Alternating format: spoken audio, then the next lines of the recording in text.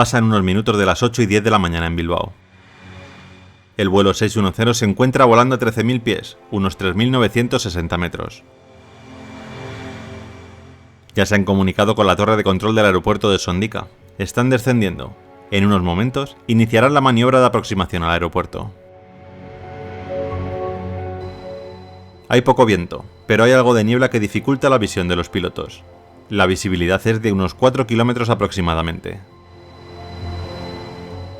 Unos momentos después, la torre de control vuelve a ponerse en contacto con el 727 de Iberia.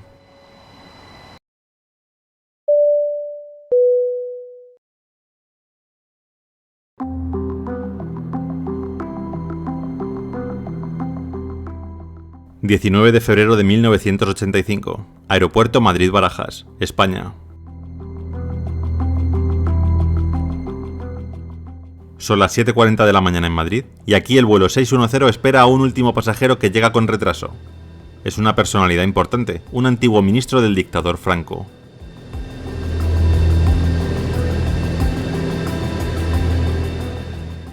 Este vuelo, el IB 610, será un trayecto regular entre el aeropuerto de Madrid-Barajas y el de Bilbao-Sondica, y se realizará en un 727-200 de nombre Alhambra de Granada perteneciente a la aerolínea Iberia. En el momento en el que se realizaba este vuelo, el 727 contaba con 5 años de antigüedad.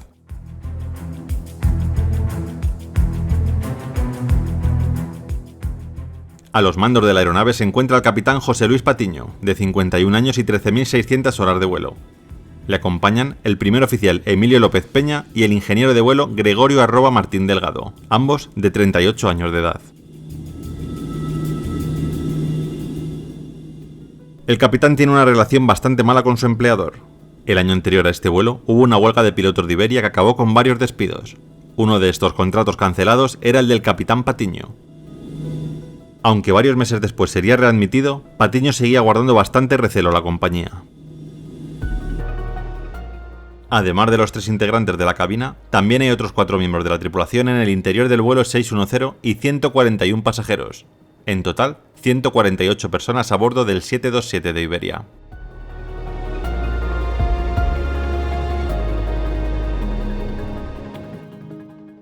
Ya con todos los pasajeros en el avión, el vuelo 610 recibe autorización para dirigirse a la pista asignada para su despegue. Por fin, a las 07:47, el avión comenzó a rodar por la pista de despegue.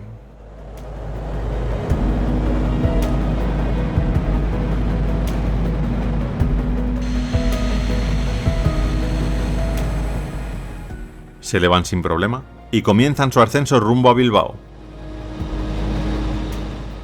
El vuelo no será muy largo, de aproximadamente 50 minutos de duración. A los mandos está el primer oficial López Peña, mientras que el capitán Patiño se encargará de las comunicaciones.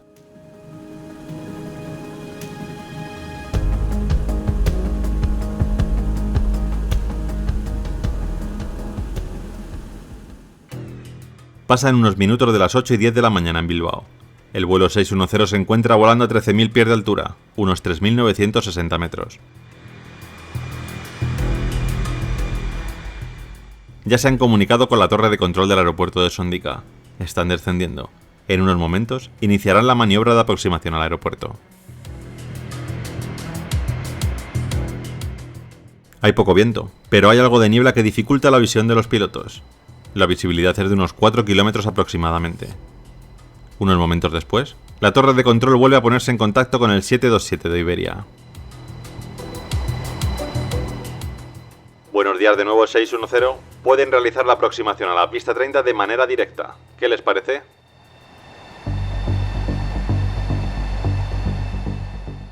Para encarar la pista 30 del aeropuerto de Sondica, la aproximación estándar incluye varios giros. Pero en esta ocasión, el ATC ha visto que no hay tráfico cercano y les permite ir directos hacia la pista, algo que cualquier piloto aceptaría para ahorrar tiempo y combustible. Pero Patiño no es cualquier piloto. IB 610, haremos la aproximación estándar. Recibido 610, aproximación estándar. Acto seguido, se produjo una conversación en cabina. ¿Qué pasa? ¿No te han pagado el dinero que te deben? Negativo, por eso haremos la estándar. Después de esto, hubo varias risas en cabina. La implicación, por supuesto, era que Patiño iba a rechazar cualquier atajo, usando así más tiempo y más combustible, hasta que Iberia le pagara una parte de su salario que sentía que le debía.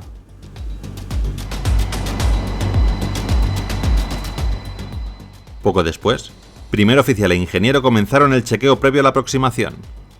Mientras, el capitán seleccionó una altitud objetivo en el piloto automático de 7000 pies. Este selector funciona de manera tal que cuando el avión está a 900 pies por encima, lanza un aviso auditivo. Y si se ha seguido descendiendo, cuando está a 300 por debajo, lanza otro para avisar de que no se debe seguir bajando. Normalmente, si todo se hace de manera correcta, el piloto automático se nivelará en la altitud seleccionada. El avión continuaba su descenso. A los 7900 pies sonó el primer aviso. Poco después, el avión se niveló a los 7000 seleccionados.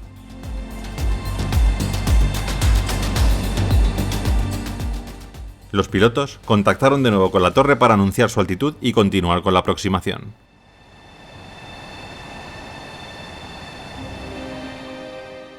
Como hizo anteriormente, y después del ok por parte del ATC, el capitán seleccionó la siguiente altura objetivo, 5000 pies. Continuaron descendiendo y de nuevo todo correcto. El avión se niveló sin problema a esa altura.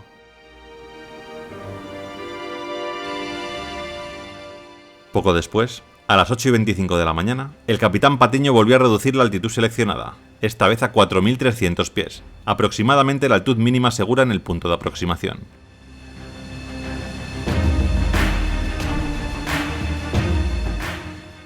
Nueve segundos después de que el capitán Patiño seleccionara los 4300 pies, el primer oficial López Peña usó la rueda de velocidad vertical para seleccionar una velocidad de descenso de 1500 pies por minuto.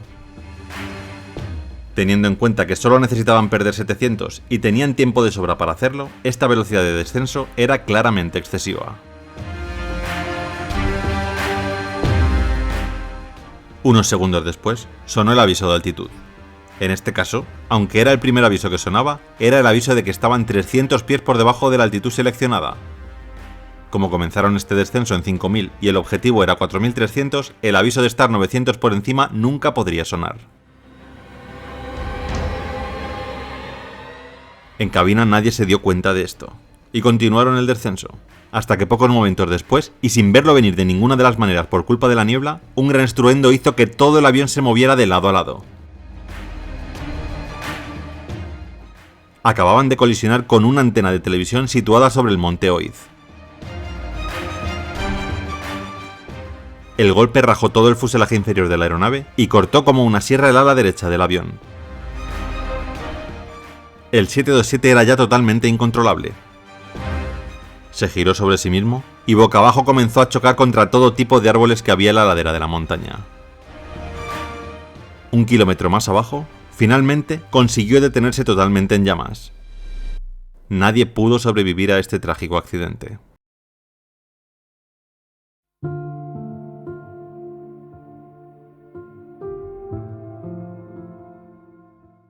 ¿Qué había pasado? ¿Por qué el avión no se detuvo en la altura seleccionada? ¿Por qué el copiloto eligió un descenso tan rápido cuando no lo necesitaban?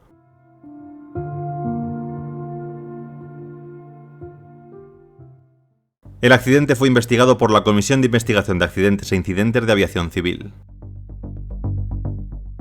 Se determinaron como causas fundamentales del accidente la excesiva confianza en el sistema de alerta de altitud, así como una incorrecta interpretación de sus avisos.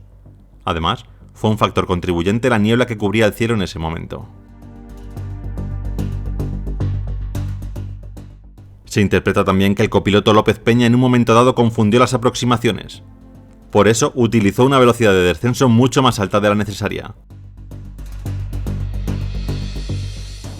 Si finalmente hubieran elegido el acceso directo a la pista 30 sin pasar por el BOR, habrían llegado al punto de referencia a 7000 pies, teniendo que descender a los 4300 mucho más rápido. Ahí sí, los 1500 pies por minuto hubiesen tenido sentido.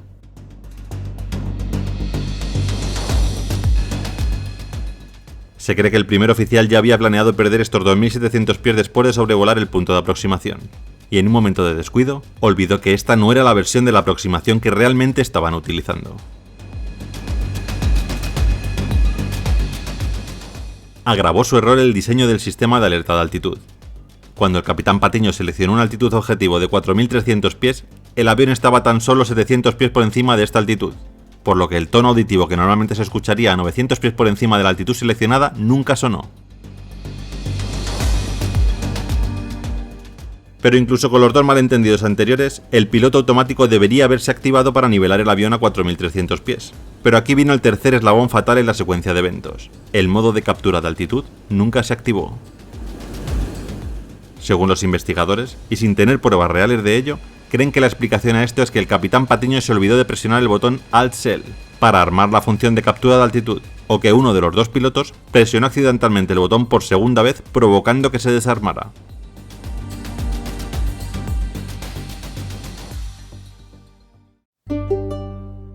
Existe otra versión alternativa a la de la antena del Monte Oiz. Esta versión tuvo mucha fuerza en los primeros días de investigación, aunque rápidamente se descartó. Era la de un posible atentado de la banda terrorista ETA, que en aquellos años actuaba por todo el territorio español.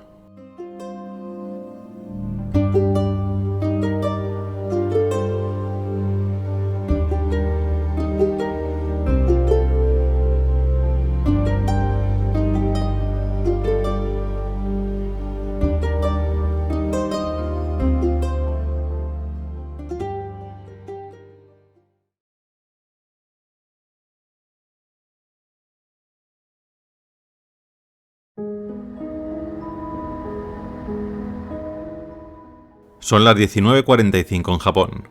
El vuelo 140 de China Airlines se encuentra a 11.000 pies de altura. Van a empezar con la aproximación al aeropuerto de Nagoya. El inexperto primer oficial está a los mandos, mientras que su capitán le da algunas órdenes para que todo siga el plan establecido. Cuando inician el descenso, unas pequeñas turbulencias azotan el A300. Provienen del avión que llevan delante. Nada grave. La torre de control del aeropuerto les recomienda aminorar la velocidad para alejarse un poco. El copiloto, nervioso por la cantidad de órdenes que recibe del capitán, mueve la palanca de gases para hacerlo.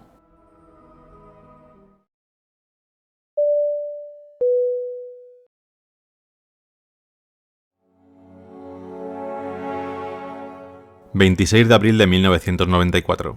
Aeropuerto Internacional Taoyuan, Taipei, Taiwán. Son las 16:30 de la tarde y aquí el vuelo 140 de China Airlines se está acomodando a los últimos pasajeros. El avión es un A300 de Airbus que en este momento contaba con 3 años de antigüedad. El A300, en servicio desde 1974, fue el primer avión de producción de Airbus y el primer avión de pasajeros de fuselaje ancho con solo 2 motores, siendo pionero en un formato que desde entonces ha llegado a dominar el mercado de largo alcance. China Airlines, por su parte, contaba con 4 de estos aviones, aunque más tarde ampliaría su flota a 18.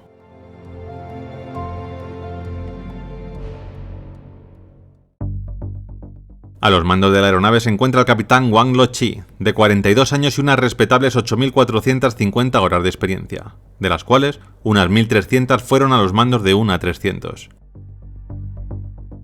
La gran mayoría de su experiencia en aviones comerciales la había desarrollado pilotando aviones Boeing 747. Antes de ser piloto de China Airlines, pilotaba un Douglas C-47 Skytrains para la Fuerza Aérea de Taiwán.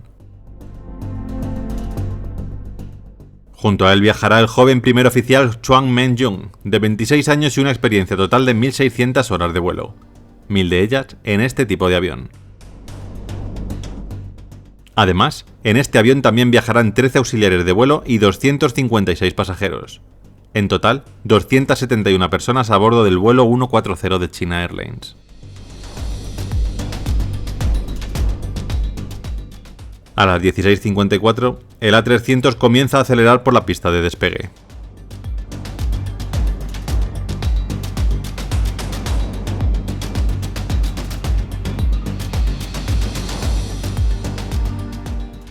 Se elevan sin problema y comienzan el ascenso hacia los 33.000 pies que tienen como altitud de crucero.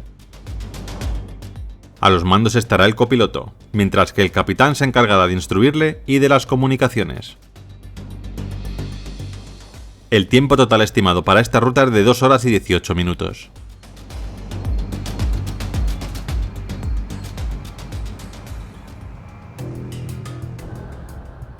A las 19:30 se produjo la siguiente conversación en cabina. Te vas a encargar tú solo de la aproximación y el aterrizaje. No quiero que me preguntes nada. Hazlo tú. La experiencia se gana así. Seguro que serás un gran piloto si sigues mis consejos. ¿Me has oído? Sí, señor. Ah, y lo vas a hacer en modo manual. Cuando yo te diga, desactivarás el piloto automático. Esto último es una práctica habitual. De vez en cuando, y para no perder sus habilidades como pilotos, la tripulación suele realizar aterrizajes sin el 100% de la ayuda activada.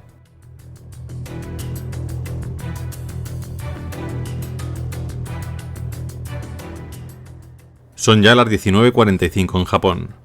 El vuelo 140 de China Airlines se encuentra a 11.000 pies de altura. Van a empezar con la aproximación al aeropuerto de Nagoya. El inexperto primer oficial está a los mandos mientras que su capitán le da algunas órdenes para que todo siga el plan establecido.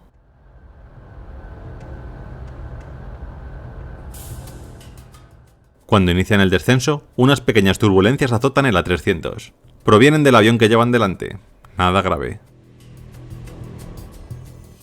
La torre de control del aeropuerto les recomienda aminorar la velocidad para alejarse un poco. El copiloto, nervioso por la cantidad de órdenes que recibe del capitán, mueve la palanca de gases para hacerlo. Ahora mismo vuelan a una velocidad de 180 nudos, que es la que el ATC de Nagoya les ha indicado. Pero el capitán le ordena que baje más la velocidad. Lo hacen hasta 170 nudos para alejarse un poco más de la aeronave que les precede. El A300 sigue descendiendo.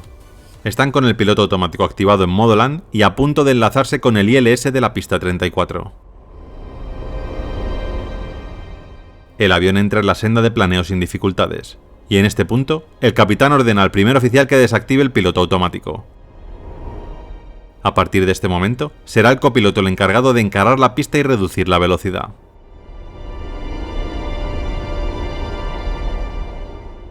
Pese a sus más de 1000 horas de experiencia, el capitán le está tratando como si de un principiante se tratase, cuando realmente los dos tienen la misma experiencia en este tipo de avión. El copiloto asiente constantemente. La comunicación en cabina es prácticamente unidireccional. Son ya las 20:10. Están a escasos minutos de tomar tierra. El copiloto sigue el descenso constante y tiene la pista bien centrada. Está utilizando a la perfección el director de vuelo del avión. Pero inesperadamente, algo empieza a no ir bien. El descenso se trunca y el avión empieza a tirar hacia arriba. El copiloto intenta empujar los mandos con todas sus fuerzas, pero no funciona. El capitán le mira y le pide que continúe con el descenso, pero el copiloto no puede. En ese momento, el capitán se da cuenta de que está activado el modo de Go Around. ¿Has activado el modo Go Around? Quizás sí, lo hice sin darme cuenta. Ok, empuja fuerte o nos pasaremos la pista. Eso intento, capitán, pero no da resultado, no se mueve. Tomo yo los mandos. ¿Qué demonios pasa? ¿Por qué no funciona? El capitán tampoco podía empujar los mandos para evitar el ascenso, por lo que decidió disminuir el empuje. Por fin parecía que el avión paraba de subir, pero la velocidad bajaba rápidamente. Ahora el avión descendía, pero su velocidad era muy baja. No había manera de poder aterrizar el avión de esa manera. El capitán ordenó al copiloto que comunicara al ATC que iban a hacer un Go Around, mientras que él aceleró al máximo. El avión comenzó un ascenso abrupto, inclinándose mucho más de lo esperado. Al tener tan poca velocidad, el avión ascendía pero prácticamente no avanzaba. Todas las alarmas comenzaron a sonar. El avión estaba a punto de entrar en pérdida mientras ascendían con un ángulo de ataque sorprendente, 52 grados, mucho más de lo que un avión completamente cargado podría soportar. Momentos después, el A300 comenzó a precipitarse contra el suelo. Era imposible para los pilotos solventar la situación. Irremediablemente, el vuelo 140 se estrelló muy cerca de la pista de aterrizaje. Golpeando con el tren de aterrizaje y los motores primero, sus alas se desprendieron del avión haciendo que los tanques de combustible estallaran en una violenta ola de fuego. Milagrosamente, 7 personas pudieron sobrevivir a este trágico accidente, aunque el resto, 264, incluidos todos los miembros de la tripulación, perdieron la vida al instante.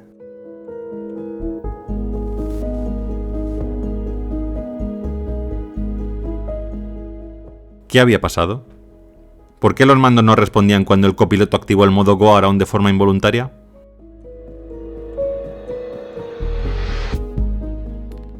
Los investigadores rápidamente se dieron cuenta del gran error de los pilotos.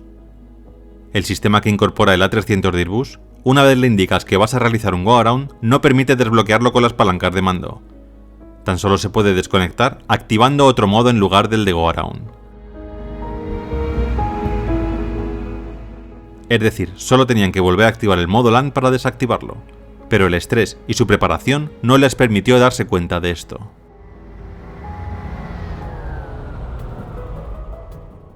Según se pudo comprobar, en los simuladores de la compañía esto sí era posible, es decir, el piloto podía anular el Go Around tan solo empujando fuertemente los mandos de control de la aeronave. El capitán, con más experiencia en aviones 747 que en A300, estaba acostumbrado a esto, porque al igual que el simulador del A300 de la compañía aérea, los 747 de Boeing también permitían a los pilotos esta acción.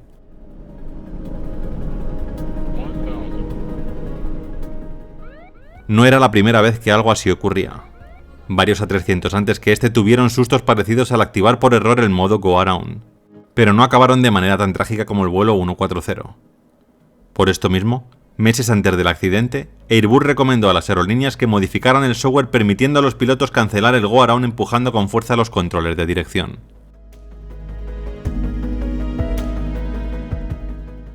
El problema es que este cambio no era obligatorio, y en China Airlines se pospuso hasta que los aviones entraran a taller por otro motivo, quedando así el cambio sin realizarse en este avión. Después de esto, el mandato de Airbus se volvió obligatorio y todas las aerolíneas modificaron el software para poder cancelar el Go Around de manera más instintiva para los pilotos. Además, China Airlines proporcionó formación complementaria a todos sus pilotos de aviones A300. Aunque tristemente, en 1998, el vuelo 676 de China Airlines se estrellaría en circunstancias casi idénticas.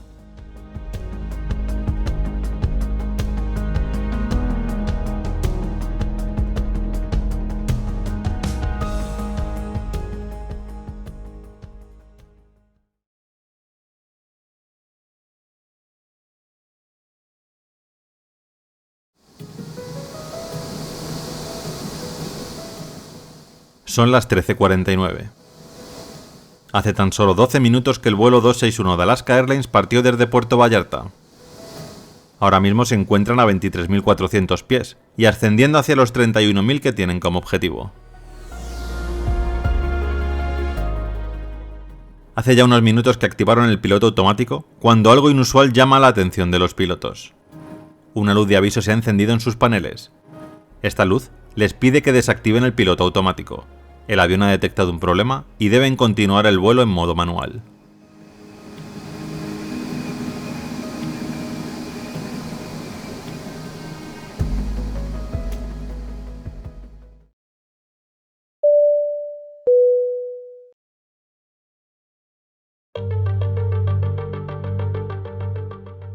...31 de enero de 2000...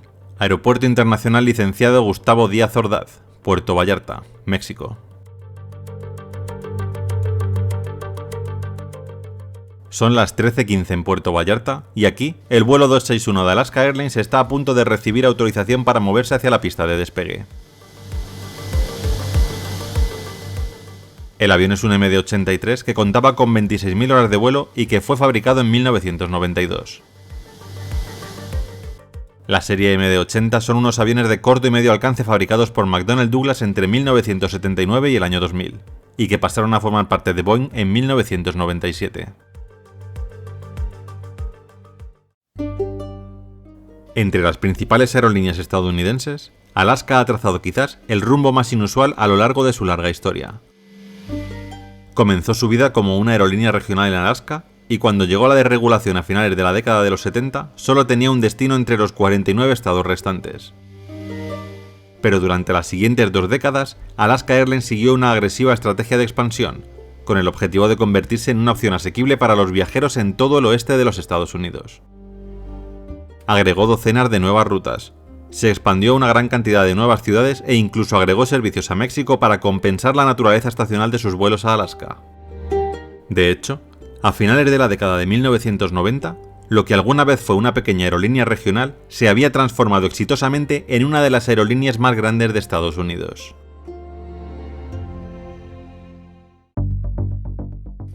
A los mandos del vuelo 261 se encuentra el experimentado capitán Ted Thompson, de 53 años y 17.750 horas de vuelo, incluyendo más de 4.000 en aviones MD-80. Junto a él estará el primer oficial Bill Tansky, de 57 años de edad y 8.140 horas de experiencia. Además, en el MD-83 viajarán otros 3 miembros de la tripulación y 83 pasajeros. En total, 88 personas a bordo del vuelo de Alaska Airlines.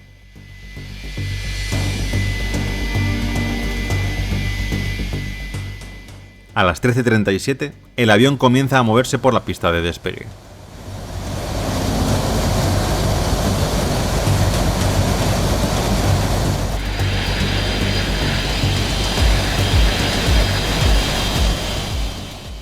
Se elevan sin problemas y comienza su viaje con destino final en Seattle.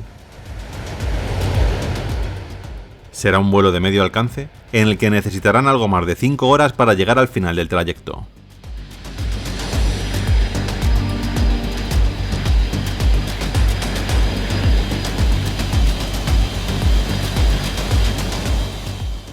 Pero cuando tan solo llevaban 12 minutos en el aire, comenzaron los problemas para el vuelo 261. Se encontraban a 23.400 pies cuando un indicador se iluminó en cabina. Debían de desconectar el piloto automático para poder continuar, ya que algo estaba fallando y causando problemas al avión. Al instante de desconectar el piloto automático se dieron cuenta de cuál era el problema. Casi sin tiempo de despegar el dedo del botón, el avión comenzó a descender con bastante fuerza. Rápidamente, los pilotos lo estabilizaron con los controles y empezaron a investigar.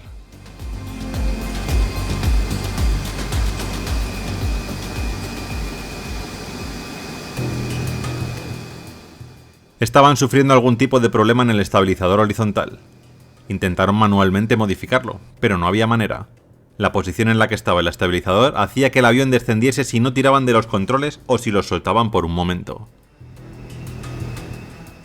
Comenzaron a chequear los manuales técnicos y mecánicos. Probaron todo lo que ahí se indicaba, pero el estabilizador no respondía.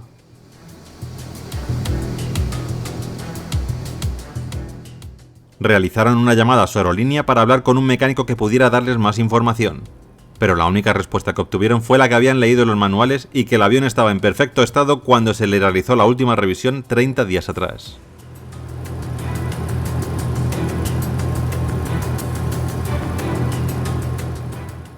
La preocupación en los pilotos iba en ascenso. Intentaban todo lo que habían leído en los manuales cada 3 o 4 minutos, hasta que sin previo aviso y con una fuerza mucho mayor que la del primer susto, el avión comenzó a empujar hacia abajo. Se inclinaron con una violencia brutal. En tan solo unos segundos descendieron más de 2.000 pies.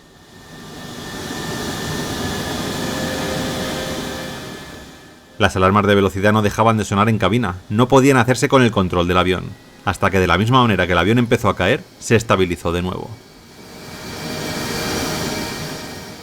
La velocidad seguía siendo un problema, y la fuerza con la que había que tirar de los controles para tener el avión estabilizado era increíble. Los pilotos tenían que turnarse cada pocos segundos para poder conseguir mantener el avión estable.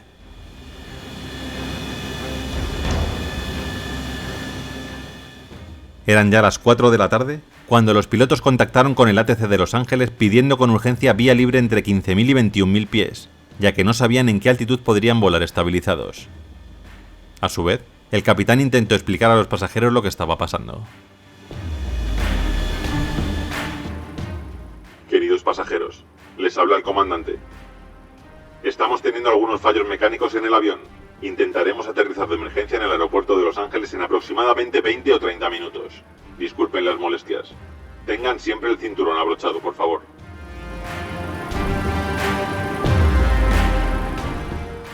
Pese a que intentó ser 100% sincero con los pasajeros, tanto el capitán como el copiloto sabían que sería muy difícil aterrizar el avión en estas circunstancias. Por ello, cambiaron el rumbo intentando no sobrevolar ciudades y hacer el trayecto sobre el Océano Pacífico. Si algo no iba bien, al menos no caerían sobre ningún edificio o zonas habitadas.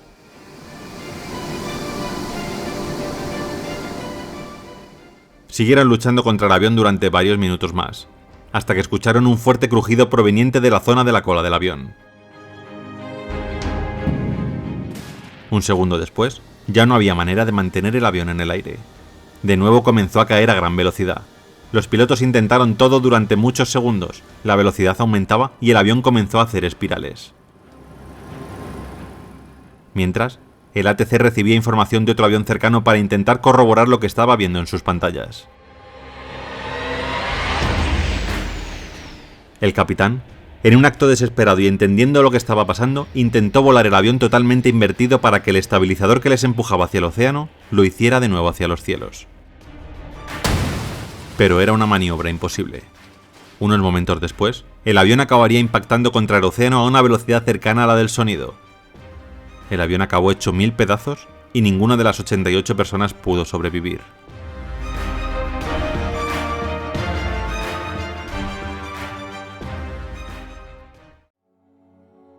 ¿Qué había pasado? ¿Qué problema había en el estabilizador del MD-83? La investigación fue llevada a cabo por la NTSB, y una vez recuperadas las piezas del avión, rápidamente vieron dónde residía el problema.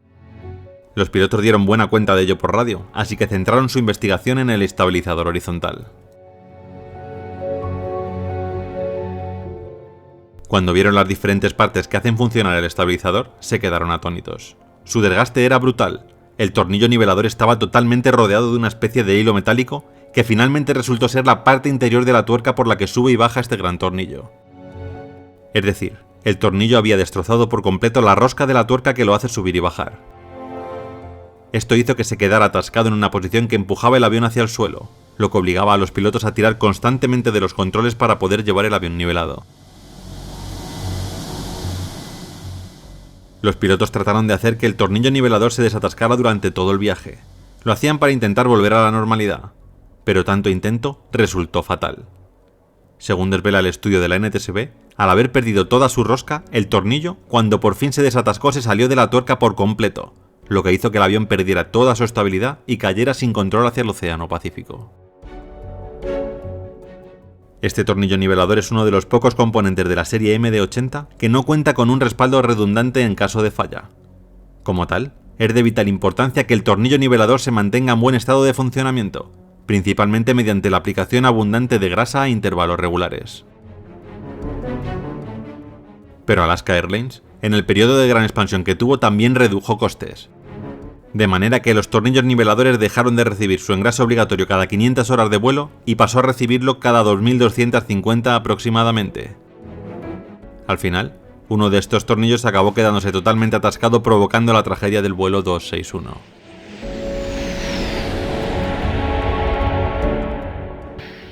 Una inspección por sorpresa realizada por la NTSB en abril de 2000 puso en evidencia importantes deficiencias que la FAA debió descubrir antes. La investigación llegó a la conclusión de que la vigilancia de la FAA a Alaska Airlines había sido deficiente durante varios años. Tanto el capitán Thompson como el primer oficial Tansky recibieron póstumamente la medalla de oro por heroísmo de la Asociación de Pilotos de Líneas Aéreas.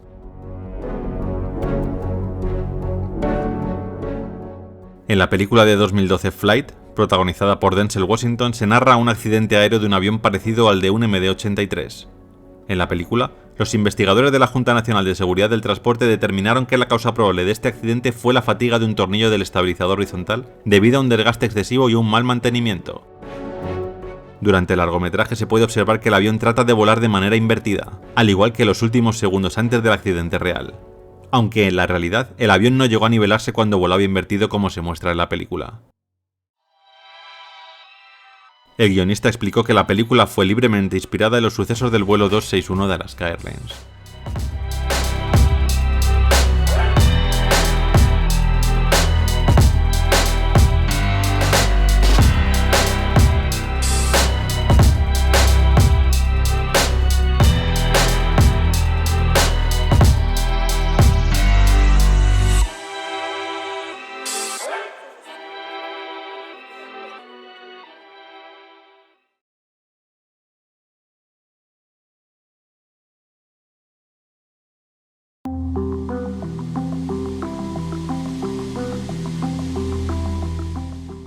22 de diciembre de 1999. Aeropuerto de Londres en Stansted, Inglaterra. Son las 5 de la tarde cuando la tripulación del vuelo 8509 de Korean Air llega al aeropuerto. El avión, un 747-200, llegó hace unas horas procedente de Uzbekistán, aunque inició su ruta en Seúl, y partirá a las 18:00 hacia el aeropuerto de Milán-Malpensa, en Italia. La tripulación anterior y la que acaba de llegar no se han cruzado en ningún momento, aunque el mecánico de mantenimiento será el mismo.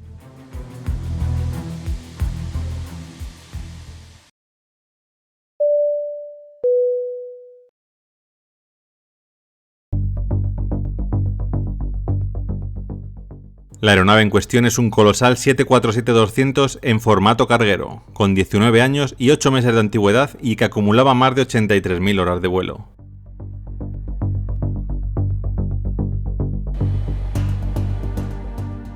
Al mando del avión estará el capitán Park Duk-kyu, de 57 años de edad y antiguo coronel del ejército coreano.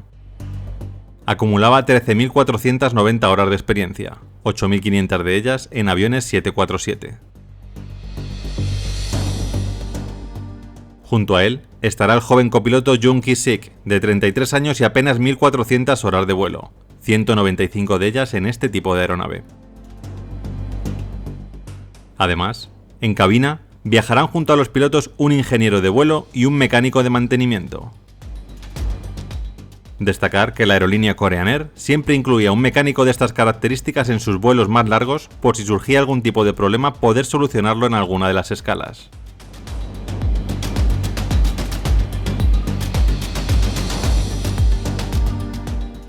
Son ya las 17:25 en Londres. La tripulación está lista desde hace varios minutos y están esperando confirmación del ATC para poder dirigirse a la pista indicada para su despegue. En esos momentos se produce la siguiente conversación. Control Stansted, estamos listos y a la espera de su confirmación para dirigirnos a la pista 22. Buenas tardes, 8509. No puedo darles autorización porque no tengo su plan de vuelo.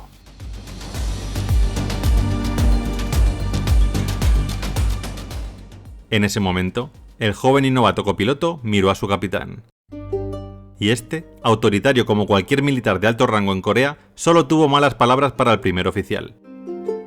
Le instó a hablar con la compañía para que hicieran llegar el plan de vuelo urgentemente mientras farfullaba que llegarían tarde a Milán y que esto no se podía consentir. El copiloto simplemente agachó la cabeza y siguió sus órdenes.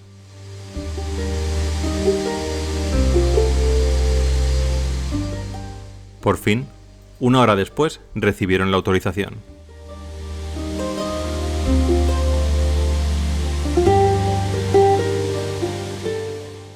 Una vez en la pista, el vuelo 8509 comenzó su carrera por la pista de despegue. Ya estaba anocheciendo y las nubes comprometían la visibilidad.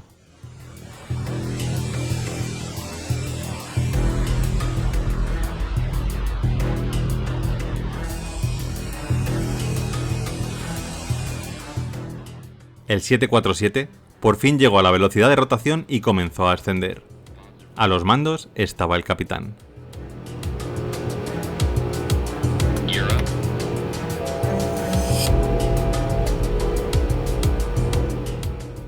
Pocos minutos después, el vuelo debía realizar un giro a la izquierda para encarar su rumbo hacia Milán. El capitán procedió a ello, pero algo raro pasó. Por más que giraba los mandos, su indicador de actitud no mostraba giro alguno. El copiloto revisó su indicador y vio que el suyo sí marcaba el giro. Mientras, el capitán seguía girando más y más. Estaban ya muy inclinados. Sin embargo, el joven y sumiso copiloto no tuvo agallas de decirle nada al comandante. El ingeniero sí lo hizo. Le gritó un par de veces que el ángulo de giro estaba siendo muy pronunciado, pero el capitán no quiso hacer caso. Poco a poco el avión comenzó a descender tomando una gran velocidad. El horizonte real no era visible para ninguno de ellos, pero el artificial, que ofrecía los dos indicadores de actitud que sí funcionaban, indicaban que estaban entrando en un peligroso descenso con un ángulo de inclinación de casi 90 grados. Unos segundos después, el ala izquierda rozó con el terreno y el avión acabaría impactando contra el suelo, estallando y provocando un gran incendio. Las 4 personas a bordo del 747 perderían la vida al instante.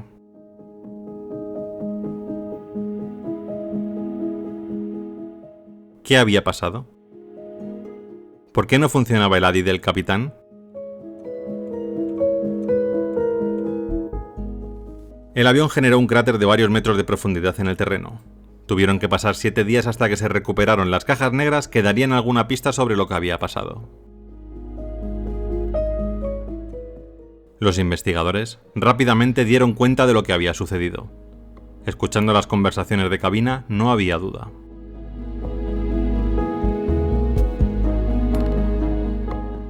Se tomó declaración a la anterior tripulación para ver si el indicador de actitud ya daba problemas en el vuelo que venía de Uzbekistán. Y efectivamente, así era. Se anotó el error y el mecánico de mantenimiento contactó con otro mecánico del aeropuerto para que le ayudara a solucionarlo. Cada error tiene una nomenclatura especial, que en el manual de aislamiento de fallos indica cómo proceder para solucionarlo. El problema fue que no tenían ese manual. Debido a esto, los mecánicos intentaron arreglar el fallo a ciegas.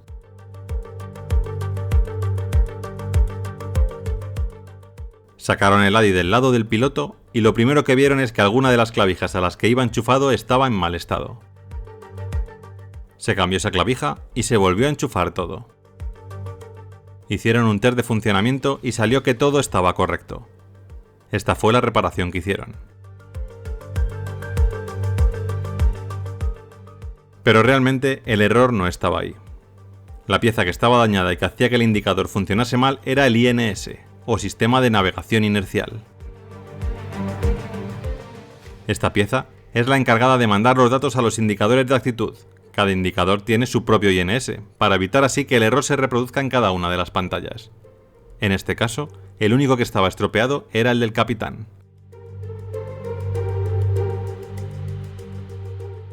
Pero, ¿por qué el capitán no hizo caso al ingeniero? ¿Por qué el copiloto no tomó el control viendo que su pantalla sí indicaba el giro correctamente? Para responder estas preguntas, tenemos que ponernos en una perspectiva cultural que nos ayude a entender cómo funcionan los rangos en Corea. Por supuesto, en todos los sitios se respeta a las personas de mayor rango y se acatan y aceptan sus órdenes, pero en Corea esto es mucho más pronunciado aún.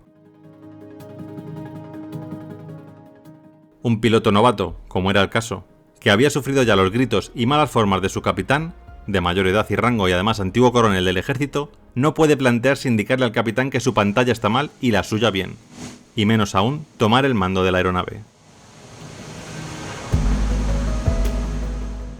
Aunque suene duro, prefirió morir a enfrentarse a su capitán.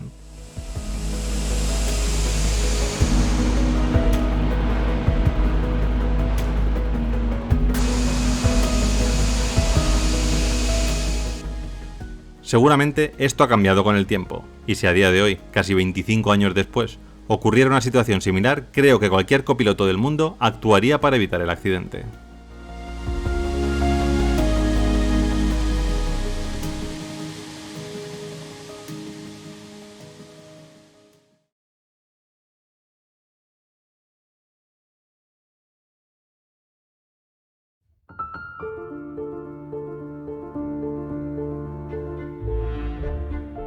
...28 de abril de 1988... Aeropuerto de Hilo, Hawái.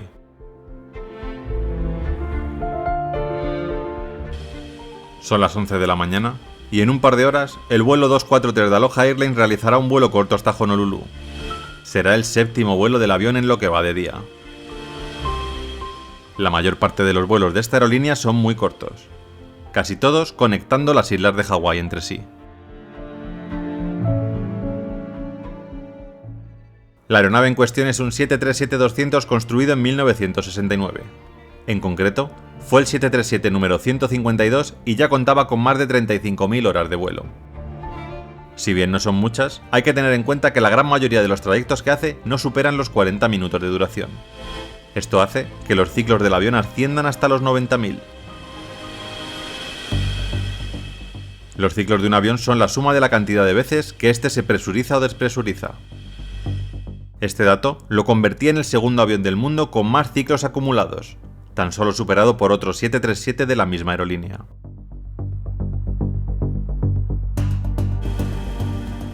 En esta ocasión, el comandante será Robert Schortheimer, de 44 años y una experiencia acumulada de 8.500 horas, 6.700 de las cuales han sido volando aviones 737. Junto a él, el primer oficial, Madeleine Tompkins, una de las pocas mujeres piloto que había en ese momento en Estados Unidos. Madeleine contaba con 8.000 horas de experiencia, 3.500 registradas en aviones de este tipo. Completan la tripulación otras 3 personas, todas ellas auxiliares de vuelo.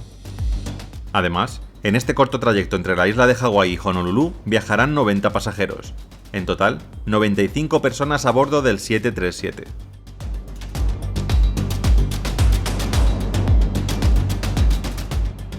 A las 13:25 comenzó la carrera del vuelo 243 por la pista de despegue.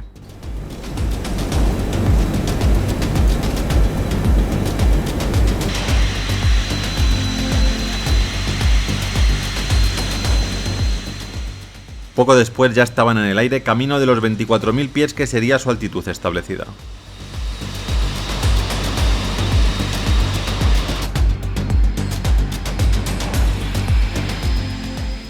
El avión pasará muy poco tiempo en altitud de crucero, ya que para llegar a esa altura necesitarán casi 20 minutos. Lo que significa que poco después de alcanzarla, comenzarán a descender para iniciar la aproximación al aeropuerto de destino. Por este motivo, las azafatas ofrecen los servicios de la aerolínea mientras el avión asciende, sin esperar a estar totalmente estabilizado.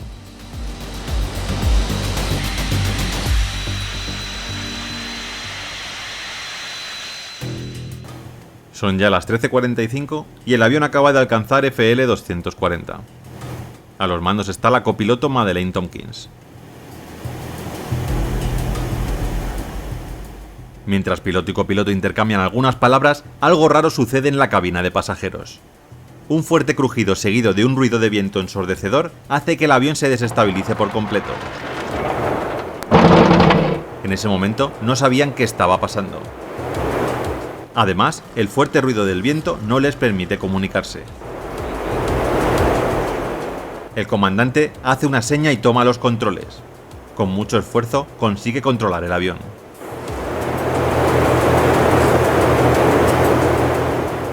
¿Qué está pasando? ¿Qué ha pasado?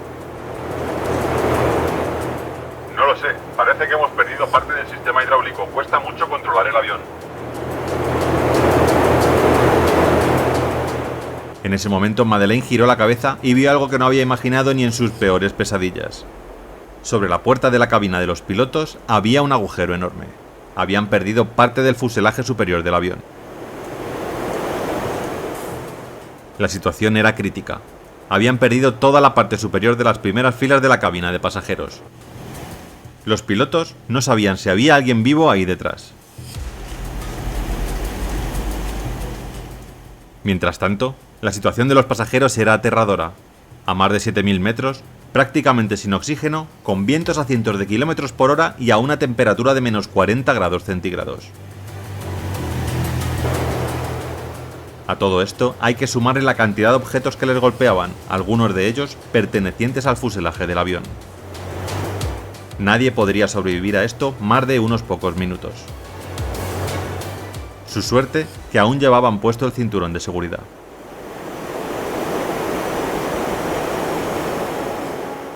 Dos de las azafatas se encontraban justo en la zona en la que el fuselaje cedió. Una de ellas salió disparada del avión hacia el Océano Pacífico. La otra, totalmente inconsciente, permanecía en el suelo agarrada por varios pasajeros. La tercera de las azafatas intentaba por todos los medios contactar con los pilotos, pero las comunicaciones dentro del avión se habían visto afectadas y era imposible. Ni la azafata que quedaba consciente ni los pasajeros sabían siquiera si había pilotos en el avión o si estaban cayendo directos al océano.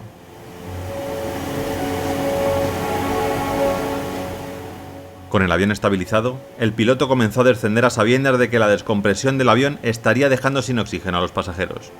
Lo hizo a más de 500 km por hora. Cabina de pilotos y cabina de pasajeros estaban unidas tan solo por la parte de abajo del avión. En cualquier momento podría partirse, lo que sería el fin de todos sus ocupantes. Madeleine se encargaba de la radio en ese momento. Intentaba sin éxito comunicarse con el aeropuerto más cercano, el de la isla de Maui. Maui, aquí el vuelo 243 de Aloha. Necesitamos aterrizar de emergencia. Hemos perdido parte del fuselaje. ¿Me recibe? No entiendo el mensaje. Repita, Aloha 243. La radio no funcionaba bien, y necesitaron más de 5 minutos para transmitir este mensaje.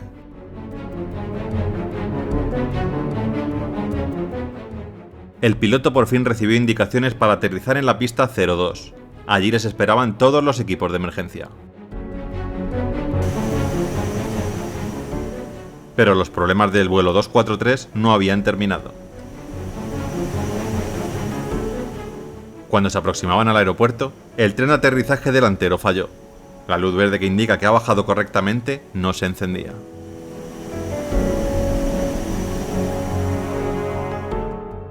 Cuando algo así ocurre, el avión pasa de largo por encima de la torre del aeropuerto para que los controladores verifiquen cómo está el tren de aterrizaje. Después, se vuelve a intentar la aproximación a sabiendas de lo que realmente está pasando, ya que hay veces que lo que falla es la luz y el tren sí está desplegado correctamente. Por este motivo se utiliza a los controladores u operarios del aeropuerto para verificar estos problemas. Pero esta vez eso no podría ser. El avión no podía frustrar el aterrizaje y volver a subir. Cualquier cambio brusco de presión podría partir la aeronave en dos.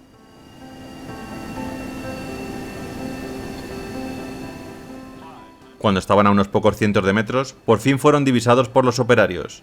Buenas noticias, el tren de aterrizaje estaba completamente desplegado.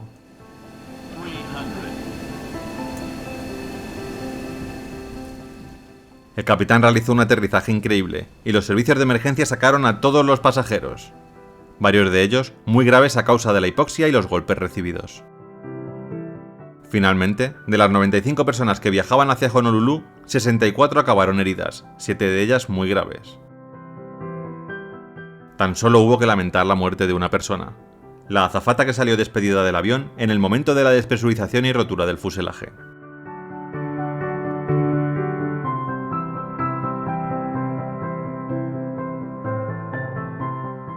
¿Qué había pasado? ¿Cómo es posible que parte del fuselaje se desprendiera del avión?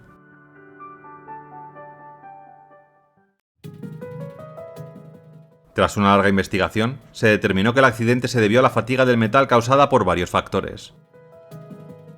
El primero fue la gran cantidad de ciclos del avión, más del doble de los permitidos a día de hoy.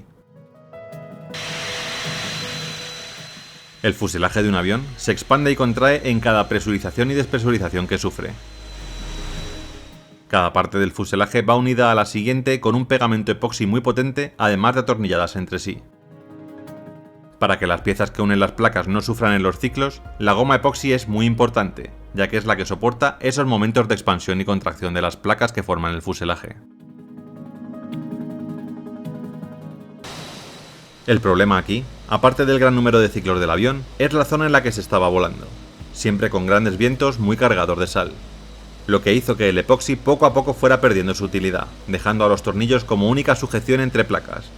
Lógicamente, al no ser un elemento que se expanda, fue agrietando el fuselaje hasta que en este vuelo cedió por completo.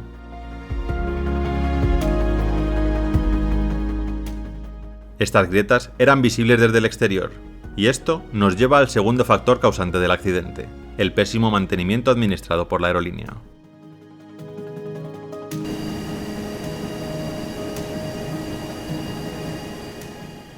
Gracias a este accidente, se fijó un número de ciclos máximos dependiendo del tipo de avión. Por ejemplo, un 747 tiene que ser retirado o jubilado a los 35.000 ciclos, mientras que un 737 debería de hacerlo a los 60.000. Muchos menos de los 90.000 que tenía ya el 737 de Aloha Airlines. Lamentablemente, el cuerpo de la azafata C.B. Lansing nunca fue recuperado del océano.